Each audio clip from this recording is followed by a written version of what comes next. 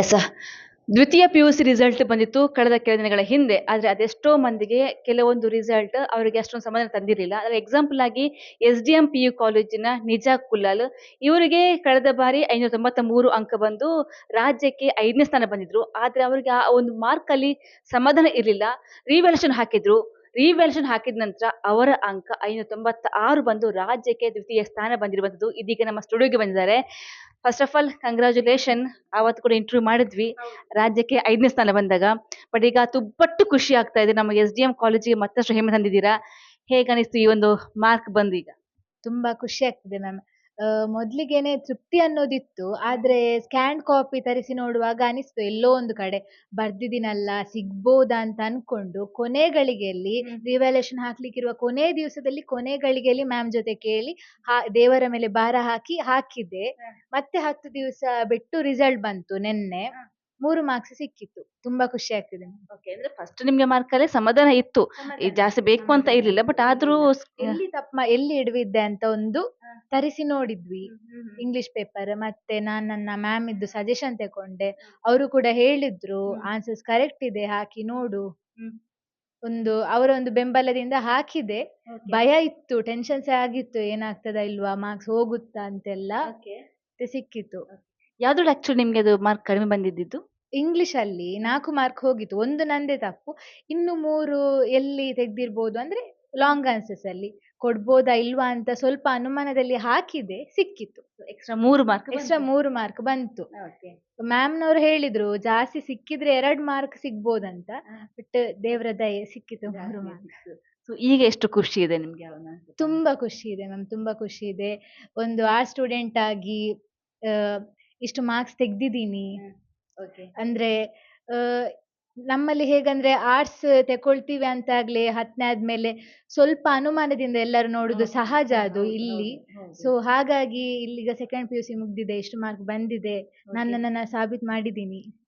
Arts ವಿಭಾಗ ಅಂತ ಎಲ್ಲರೂ ಕೂಡ ಒಂಥರ ನೋಡ್ತಾರೆ, ಸೈನ್ಸ್ ಅಲ್ವಲ್ಲ ಆರ್ಟ್ಸ್ ಅಂತ. ಬಟ್ ಎಲ್ಲರೂ ಕೂಡ ಸಾಧಕರೇ. ಅಲ್ಲಿ ನಾವು ಯಾವ ವಿಭಾಗ ತಗೋತೀವಿ ಮುಖ್ಯ ಅಲ್ಲ. ಸೊ ಅಲ್ಲಿ ಸಾಧನೆ ಮುಖ್ಯ. ಈಗ ಸಾಧಿಸಿ ನಿಮ್ಮ ಸಂಸ್ಥೆಗೆ ನೀವು ಹೆಮ್ಮೆ ತಂದು ಕೊಟ್ಟಿರುವಂತದ್ದು, ನಿಮ್ಮ ಪೋಷಕರಿಗೆ ಹೆಮ್ಮೆ ತಂದು ಕೊಟ್ಟಿದ್ದೀರಾ. ಸೊ ಸಂಸ್ಥೆಯವರು, ನಿಮ್ಮ ಶಿಕ್ಷಕರು ಏನಂದ್ರೆ ಈಗ ಈ ಒಂದು ಹೆಚ್ಚುವರಿ ಮಾರ್ಕ್ ಬಂದು? ಎಲ್ರಿಗೂ ತುಂಬಾ ಖುಷಿ ಆಗಿದೆ ಮ್ಯಾಮ್. ಅಂದ್ರೆ 593 ಬಂದಾಗ್ಲೇ ತುಂಬಾ ಖುಷಿ ಪಟ್ಟಿದ್ರು ನಮ್ಮೆಲ್ಲ ಮ್ಯಾಮಿನವರು, ನಮ್ಮ ಪ್ರಿನ್ಸಿಪಲ್ ಸರ್, ಸಂಸ್ಥೆಯವರು. ಈಗ ಖುಷಿ ದುಪ್ಪಟ್ಟಾಗಿದೆ. ಓಕೆ, ಈಗ ನಿಮ್ಮ ಅಮ್ಮನ ಮಾತಾಡ್ಸ್ಲೇಬೇಕು. ಬನ್ನಿಮ್ಮ. ಸೊ ಮಗಳ ರಿಸಲ್ಟ್ ಫಸ್ಟ್ಗೆ ತುಂಬಾ ಖುಷಿಯಾಗಿತ್ತು ನಿಮ್ಗೆ 593 ಅಂಕ ಬಂದಾಗ. ಈಗ 596 ಅಂಕ ಬಂತು ರಿವ್ಯಾಲ್ಯೂಯೇಷನ್ ಹಾಕಿದ ನಂತರ. ಈಗ ಎಷ್ಟು ಖುಷಿ ಇದೆ ಮಗಳ ಬಗ್ಗೆ, ಎಷ್ಟು ಹೆಮ್ಮೆ ಇದೆ? ತುಂಬಾ ಖುಷಿ ಆಗಿದೆ ಮೇಡಮ್. ಎಲ್ಲರಿಗೆ ಮನೇಲಿ ಎಲ್ಲರಿಗೂ ಖುಷಿ ಆಗಿದೆ. ನಾನು ಹಾಕುದು ಬೇಡ ಅಂತ ಹೇಳಿದೆ, ಮತ್ತೆ ಅವಳ ಒತ್ತಾಯದಿಂದ ಹಾಕಿದ್ದು. ತುಂಬಾ ಖುಷಿ ಆಯ್ತು.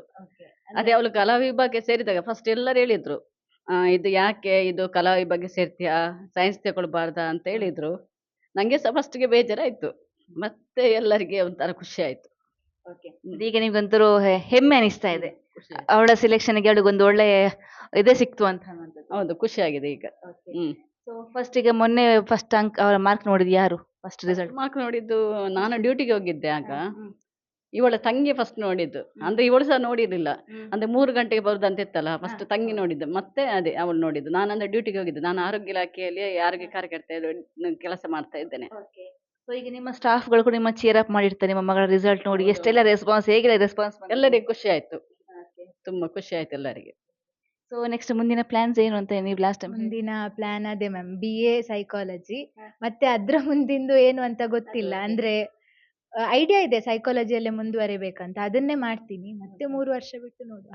ಅದೇ ನೀವು ಇನ್ನೊಂದು, ನೀವು ಕಲಾ ವಿಭಾಗವನ್ನು ಯಾಕೆ ಆಯ್ಕೆ ಮಾಡ್ಕೊಂಡ್ರಿ ಅನ್ನುವಂಥದ್ದು? ಕಲಾ ವಿಭಾಗ ಆಯ್ಕೆ ಅಂತ ಹೇಳುದಾದ್ರೆ ನಾನು ಅದು 6ನೇ ಕ್ಲಾಸಲ್ಲಿ ಡಿಸೈಡ್ ಮಾಡಿದೆ. ನಾನು ಓದಿದ್ರೆ ಸೋಷಿಯಲ್ ಸೈನ್ಸ್ ಅನ್ನೇ ಓದ್ಬೇಕಂತ.